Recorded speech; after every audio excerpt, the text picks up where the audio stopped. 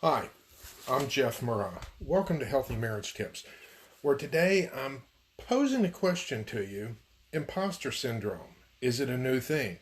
One of the wild trends nowadays is talking about imposter syndrome. I mean, people even go to workshops to find out about this thing.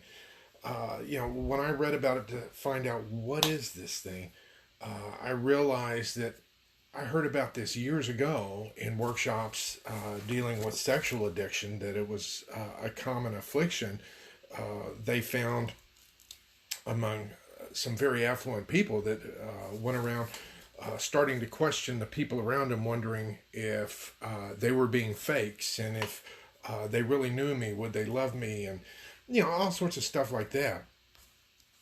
And even years before that, this whole thing that they now call imposter syndrome, having all this sense of self-doubt, going around approval seeking, and avoid looking realistically at yourself and your own faults, getting more concerned for others than you are for self, and having this overdeveloped sense of responsibility. These were things associated with codependency.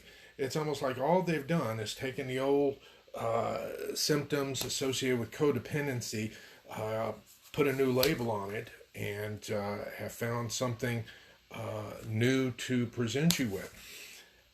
But I do have to tell you that, if you find yourself in this situation, struggling with these things, your problem may not be the imposter syndrome. I mean, the imposter syndrome is merely the way some people deal with the feelings of inadequacy and the fear of getting honest with themselves about their own abilities.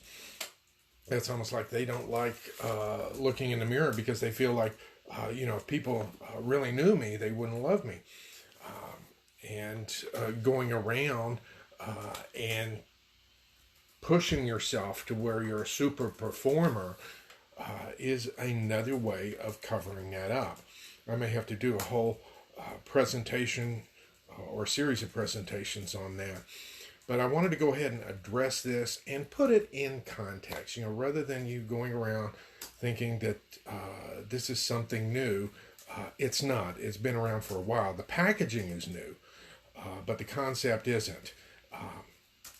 And there is a way to deal with it, and we are going to continue in our series dealing with the symptoms associated with codependency / enabling and ways of dealing with it.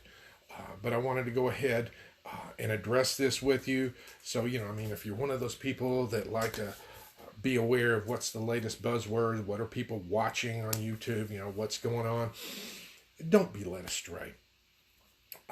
So if you have any questions, concerns, feel free to write them below. I'll be glad to get to them.